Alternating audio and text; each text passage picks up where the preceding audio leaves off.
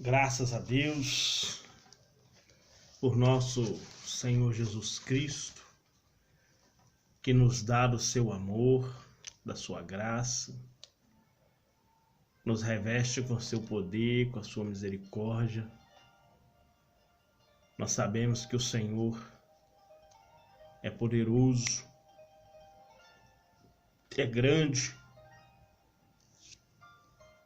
é misericordioso. Deus, na sua infinita misericórdia, tem nos dado do seu amor, nos dado da sua graça, no nome de Jesus. E hoje nós vamos falar dentro da missão integral da igreja. Nós vamos falar sobre a mensagem do reino de Deus. Talvez muitas pessoas não sabem, mas Jesus nos deu uma ordem para nós pregarmos o arrependimento. A ordem de Jesus é nós pregarmos o arrependimento. Qualquer mensagem fora do que Jesus mandou pregar é procedência maligna. Então, nós vamos falar hoje sobre a mensagem do reino de Deus. Nós vamos abrir a nossa Bíblia no livro de Colossenses, no capítulo 1, nos versículos 13 e 14. Ele nos tirou da potestade das trevas e nos transportou para o reino do Filho do seu amor, em quem temos a redenção pelo seu sangue, a saber, a remissão dos pecados, o qual é a imagem do Deus invisível, o primogênito de toda a criação. Porque nele foram criadas todas as coisas que há nos céus e na terra, visíveis e invisíveis, seja tronos, sejam dominações, principados, sejam potestades, tudo foi criado por ele e para ele.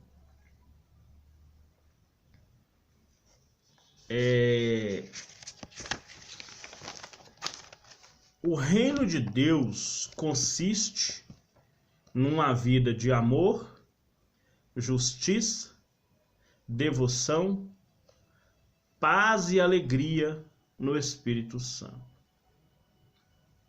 Livro de Mateus 6, versículo 33. Mas buscai primeiro o reino de Deus e a sua justiça.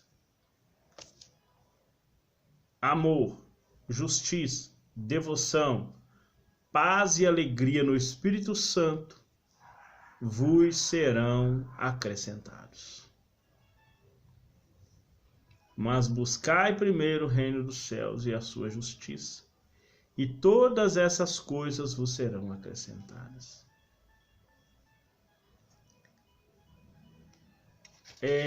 Quando Jesus ressuscitou, lá no livro de Lucas, no capítulo 27, no capítulo 24, no versículo 47, ele dá a seguinte ordem: que em seu nome seja pregado arrependimento para a remissão de pecados.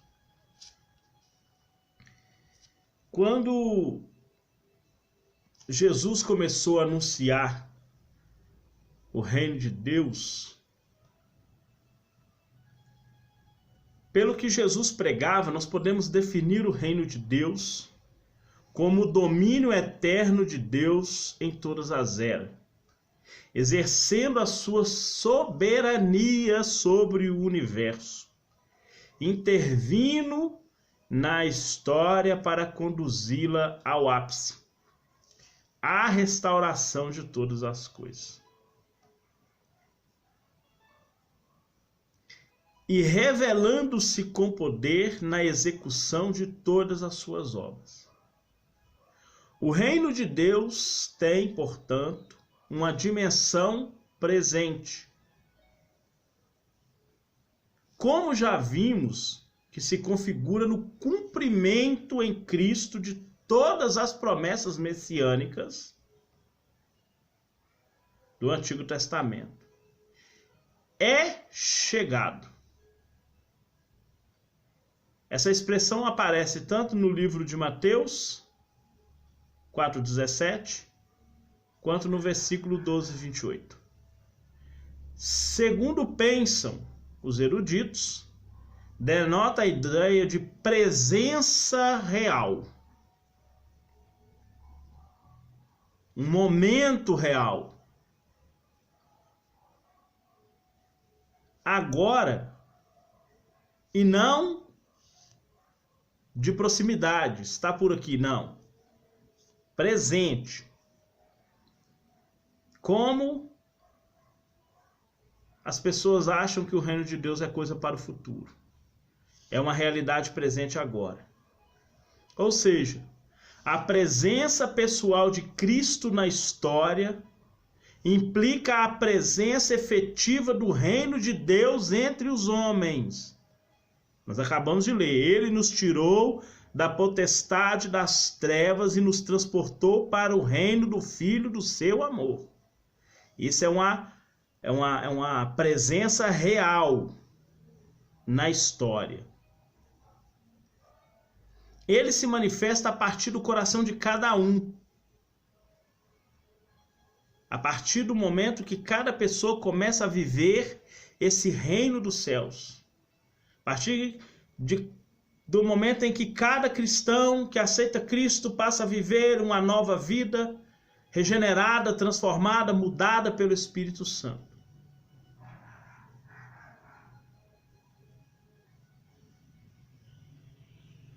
Ele se manifesta a partir do coração de cada um. Daí porque onde se percebe que o reino de Deus está presente, é também possível sentir os seus efeitos. Na expulsão de demônios, os efeitos do reino de Deus. Jesus fala, se eu expulso os demônios pelo dedo de Deus, é porque entre vós está o reino de Deus. Na cura das enfermidades, na paz que ele outorga ao nosso coração, na paz da salvação, na alegria da salvação, na justiça da salvação. Tudo isso são os efeitos do reino de Deus entre nós. No entanto, refere-se não se poder esquecer do caráter escatológico do reino de Deus. Será tempo no qual cumprir-se-á a promessa feita de Daniel, em que os reinos desse mundo serão destruídos. O mal aniquilado reestabelecerá a comunhão perfeita com Deus e o Senhor reinará com justiça para sempre. Mas isso aí é um outro assunto que não cabe agora. Então, a mensagem do reino de Deus.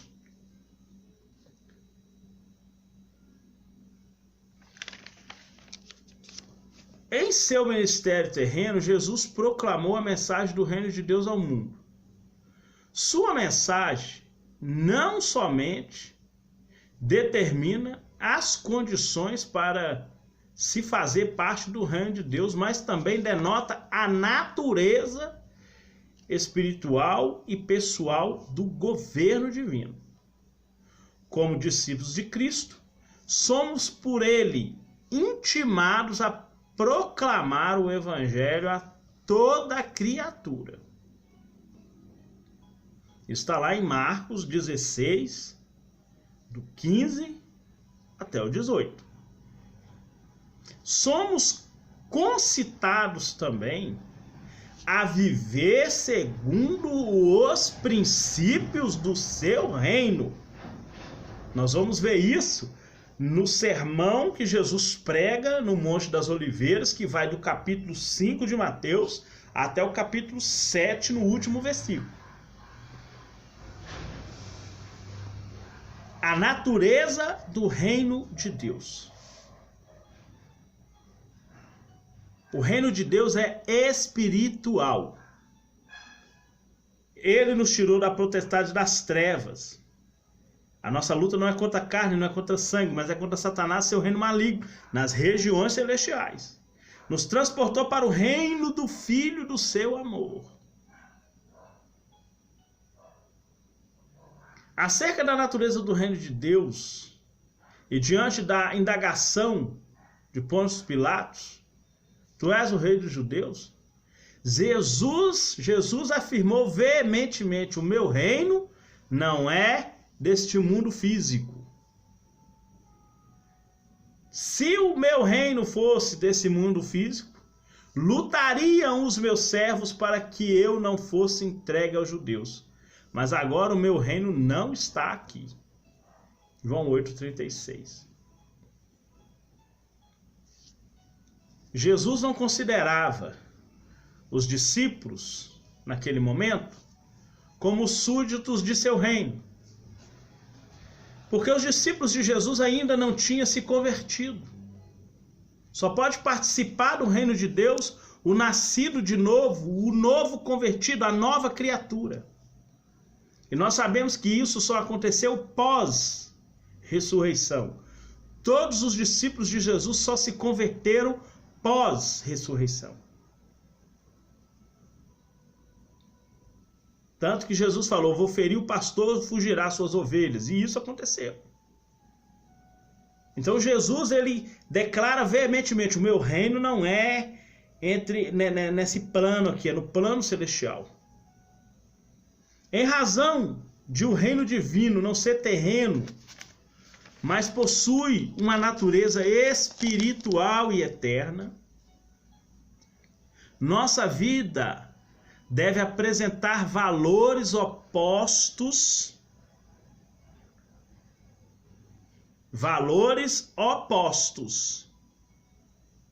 ao dessa sociedade podre que nós vivemos. Totalmente corrompida pelo diabo. Sociedade totalmente corrompida em seus pensamentos, conceitos, filosofias e por aí vai. Tudo dominado pela mente diabólica. Então, a natureza divina deve se apresentar numa vida de valores opostos ao desse presente século. Alguns dos valores apresentados pelo Senhor são a humildade, Mateus 18, versículo 4. O perdão, Mateus 18, 23 e 27. A discrição pessoal, Mateus 20, do 20 ao 28. E o total comprometimento com seu reino. Marcos 9, 57 até o 62. No versículo 23 ele fala que quem quer vir após mim, negue-se a si mesmo, tome diariamente sua cruz e me segue.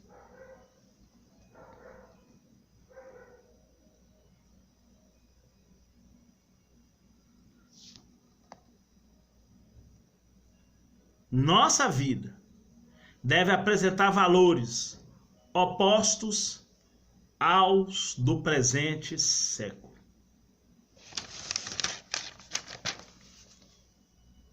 As bem-aventuranças,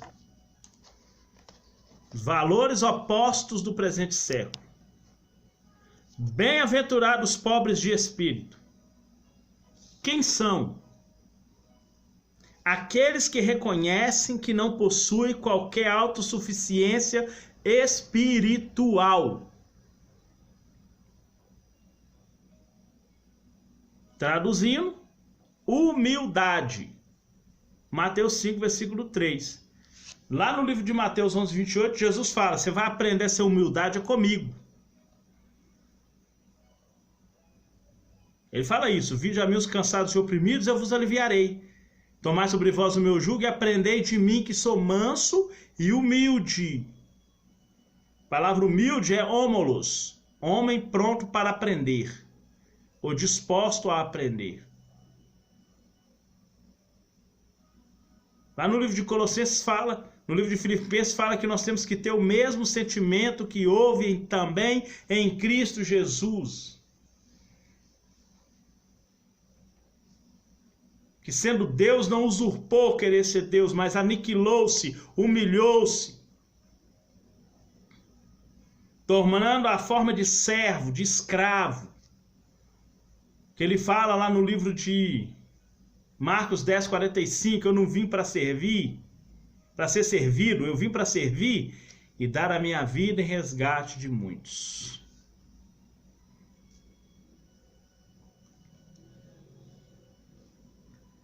Bem-aventurados são os que choram. Quem são? Aqueles que se entristecem e se quebrantam diante de suas fraquezas e pecados. Mateus 5:4. Qual é a característica? Pranto.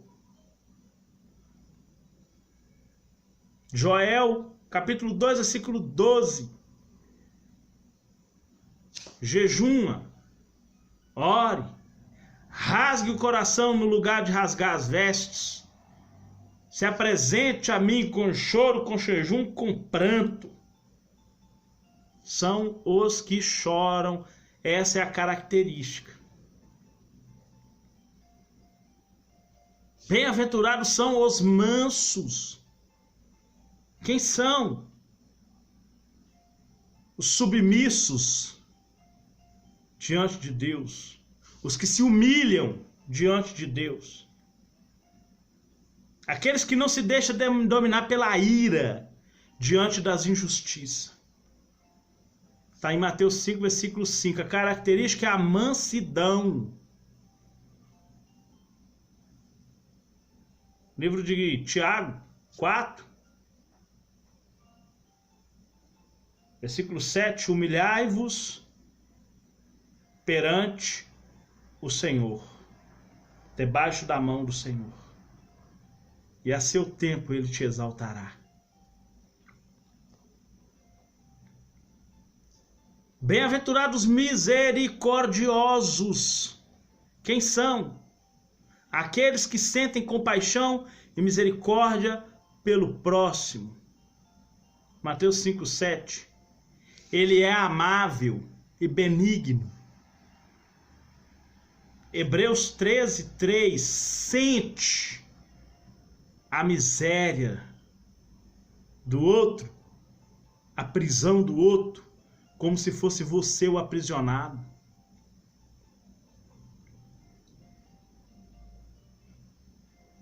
Bem-aventurado os limpos de coração. Quem são? Quem são? Todos que tiveram o coração lavado pelo sangue de Cristo e que vivem em harmonia com o coração de Deus. Coração puro, Mateus 5:8. Lá no Salmo 24, quem ficará no teu tabernáculo? Quem estará no reino do Senhor? No teu santo monte? Limpo de mão, puro de coração, que não entrega a sua alma à vaidade, não jura dolosamente, não aceita suborno, e mesmo que sofra, não muda aquilo que fala.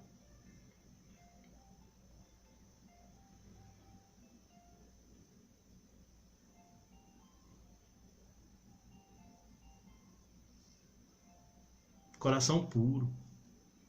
E você precisa de um coração puro. Porque sem o coração puro, você não consegue chegar a Deus. Por isso que os limpos de coração verão a Deus. Hebreus 10:22. Cheguemos com verdadeiro coração, inteira certeza de fé, tendo o coração purificado da má consciência e lavado com água limpa. Bem-aventurados pacificadores. Quem são? Aqueles que se reconciliam com Deus mediante a cruz de Cristo e agora procuram levar a paz de Cristo a outros para que também sejam reconciliados com Cristo. Mateus 5,9. Quem são os pacificadores? Os que procuram paz e os que levam outros a conhecer a paz. Essa é a característica. Bem-aventurados perseguidos por causa da justiça. Quem são? São os crentes fiéis que sofrem perseguição por causa da verdade. A palavra do Senhor fala lá no livro de 1 Pedro que quem quer viver uma vida santa e piedosa padecerá perseguição. Mateus 5,10, característica fidelidade. Tudo isso é vida de valores opostos a esse presente século. São os princípios do reino de Deus. Tudo isso que eu acabei de falar são os princípios do reino de Deus. Se não viver isso, não viverá o reino de Deus. Não vai ser um cidadão do reino de Deus. A mensagem do reino de Deus deve ser proclamada ao mundo para que o pecador possa ser salvo. Todavia, a mensagem do reino de Deus não deve ser pregada, não deve ser apenas pregada. Precisamos praticar os princípios eternos do reino de Deus. É igual fala lá no livro de Tiago 3. Assim se fala, assim se procede, como os que devem ser julgados pela lei da liberdade. Quando ele fala, amados, não sejamos cristãos de palavras, mas de ações. E é o que muitos estão precisando ser. De palavras e não de ações. Que Deus possa te abençoar poderosamente no nome de Jesus, meu Deus e meu Pai. Graça nós te rendemos. Buscamos a tua face, o teu amor e a tua paz. Muito obrigado, ó Deus.